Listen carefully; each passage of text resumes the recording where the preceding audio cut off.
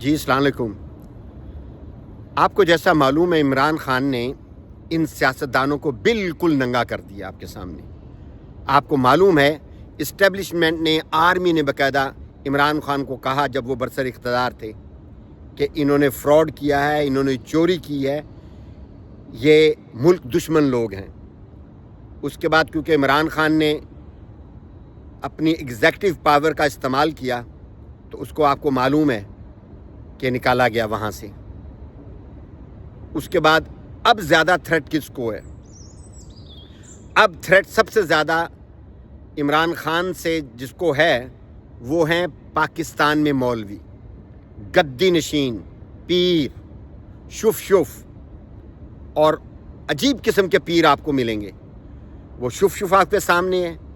ایک اور میں دیکھ رہا تھا، وہ پیر ہے، اپنے آپ کو ملنگ کہتا ہے، اس نے داڑھی ہے، لپسٹک لگائی ہوئی ہے، کانوں میں بالیاں پہنی ہوئی ہیں، پگ پہنی ہوئی ہے، اور عورتوں کی طرح نخرے کرتا ہوا اپنے پیر کے آگے ناچ رہا ہے۔ خود اپنے آپ کو پیر کہتا ہے اور پیر کے آگے ناچ رہا ہے۔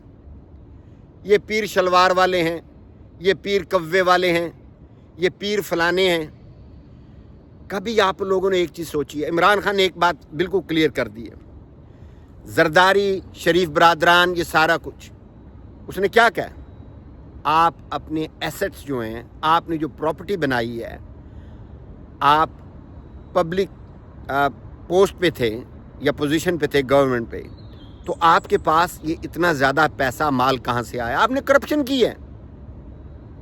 ٹھیک ہے، یہ مولوی اور یہ جو پیر وغیرہ ہیں، ٹھیک ہے، یہ کرپشن نہیں کر رہے ہیں، یہ اس سے بڑا بلنڈر کر رہے ہیں، لوگوں کو برین واش کر کے۔ لوگ گھر میں اپنا پیسہ اتنا نہیں دیتے جتنا جناب یہ پیر صاحب کو دینے جانا ہے، اور وہ پیروں پہ اور ان پہ لٹا رہے ہیں۔ اور عمران خان نے کیا صرف کہا ہے؟ ایاک نعبد و ایاک نستعین۔ یہ اس کا بولنا ان کو تکلیف دیتا ہے۔ وہ مولویوں کی طرح تبلیغ نہیں کرتا، وہ مولویوں کی طرح لوگوں کو بلا کر فضول کی باتیں نہیں کرتا۔ یہ فضول کی باتیں ہیں جب آپ لوگوں کو یہ کہو کہ جناب پیروں کو چڑھاوا چڑھاؤ، یا فلاں آدمی ہے اس کو ضرورت ہے اور جاؤ اس کی مدد کرو۔ وہ یہ ایسا نہیں کریں گے کہ گھر میں پہلے خیال کرو اپنا، اور کیا کہتے ہیں جی یہ فلاں اس کا ملنگ ہے، یہ ملنگ دیکھ لو جی، گھر سنبھلتا نہیں ہے اور باہر ملنگ پن بنے ہوئے ہیں۔ سب سے بہترین اس چیز کا سولوشن جو ہے وہ یہ ہے کہ آپ حضرت محمد صلی اللہ علیہ وآلہ وسلم کی احادیث، ان کی سنتوں کو فالو کریں قرآن کے بعد۔ کیا حضور صلی اللہ علیہ وسلم نے کبھی یہ دیکھا ان کے دربار میں، ان کی محفل میں اس طرح کا ڈانس ہو رہا ہو؟ کیا حضور صلی اللہ علیہ وسلم نے یہ کہا کہ تم کیا نام ہے اپنے گھر کو چھوڑو اور لوگوں کی مدد کرنی شروع کر دو؟ اور ایک بات آپ خود اس پہ غور کریں، آپ مانتے ہوں گے پیروں کو، اللہ کے نیک بندوں کو اپنی اصلاح کے لیے ماننا کوئی بری بات نہیں ہے، لیکن ان پیروں کا آپ ذرا سرچ کر کے دیکھیں، سارے جو ہے قیمتی قسم کی، اعلیٰ قسم کی گاڑیوں میں سفر کر رہے ہیں، اور جو مرید ہیں بیچارے ان کو سائیکل نصیب نہیں ہے۔ تو یہ پیسہ ان پیروں کے پاس کہاں سے آیا؟ یہ کہاں سے کمایا انہوں نے؟ یہ جی گدی نشین ہے، یہ جی یہ ہیں، یہ وہ ہیں، سب بے ایمانی کا پیسہ نہیں ہے، یہ بے ایمانی ہے۔ آپ لوگوں کو اس طرح کرتے ہیں کنونس کہ کسی نے اگر جی 10,000 دیا تو اگلا بندہ بڑھ چڑھ کے 20,000 دے رہا ہے۔ کس بات پہ؟ آپ نے ان کو اپنا مسیحا بنا لیا ہے، آپ نے سوچا ہے یہ آپ کو جنت کے والی وار سے جنت میں لے کر جائیں گے۔ میں نے ایک شخص کو دیکھا، وہ جناب کہتا جی شاہ جی کے پاس جانا ہے، شاہ جی بڑے پہنچے ہوئے ہیں۔ اب وہ شاہ جی کے پاس مجھے لے کر گیا، میں بیٹھا ہوں شاہ جی کے پاس، اب وہ اس کا نام لے کر جو مجھے لے کر گیا تھا اپنے ساتھ، اس کو کہتے ہیں او تینوں کوئی ضرورت نہیں ڈائبیٹک دی گولیاں چھوڑیاں کھان دی۔ تھپ تھپی پیچھے سے دی اس نے، شاہ جی نے، فرمایا گولیاں والی سب چھوڑ دو۔ اب وہ گولیاں چھوڑے گا تو وہ کیا زندہ رہے گا؟ بلڈ پریشر کی، ڈائبیٹکس کی، یا جو بھی ہے۔ اور باتیں کرتے کرتے اس کے علاوہ آواز دی، ان کے گھر میں ہم گئے ہوئے تھے، اور کڑیے لیا میری دوائی دا ٹائم ہو گیا ہے، اور پھکا گولیوں کا پھک کر اوپر پانی ڈال کر پی کر، اور وہ جناب دوسروں کو نصیحت کر رہا ہے کہ تو گولیاں لینے بند کر دو۔ یہ لوگوں کی بدھی کام نہیں کرتی. وہ یہ نہیں سوچتے کہ یہ شاہ جی جو خود تو کھا رہے ہیں ڈائبیٹک کی بلڈ پریشر کی گولی اور مجھے منع کر رہے ہیں. یعنی کہ یہ قول و فعل کا تضاد، یعنی کہ اس میں کیا راکٹ سائنس ہے جو کہ آپ کی سمجھ میں نہیں آ رہی. لہٰذا ان پیروں کو آپ دیکھو، ان کا بھی خاتمہ ہونے والا ہے. لوگوں کو عقل آ رہی ہے، سمجھ آ رہی ہے، اور انشاءاللہ تعالیٰ آپ خود ریئلائز کرو. آپ کو اب قرآن پاک میں کیا ہے، قرآن پاک میں کتنی مرتبہ آیا ہے کہ ہم نے اس کلام کو تمہارے لیے بہت آسان کر دیا. قرآن پاک کو ہے کوئی جو اس سے فائدہ حاصل کر سکے؟ قرآن پاک میں غالباً یہ 21 سے زیادہ مرتبہ مینشن کیا گیا ہے. ٹھیک ہے، اگر آپ پڑھے لکھے نہیں ہیں، آپ کو ضرورت ہے، آپ کسی سے پتہ کر سکتے ہیں. قرآن پاک کو ویسے پڑھنا جو ہے اس میں کوئی شک نہیں، بابرکت ہے، لیکن ترجمے کے ساتھ اگر پڑھا جائے تو آپ کو شعور آئے گا، آپ کو سمجھ آئے گی، آپ کو عقل آئے گی. لیکن مولویوں نے کیا پکڑنے بنایا ہوا ہے؟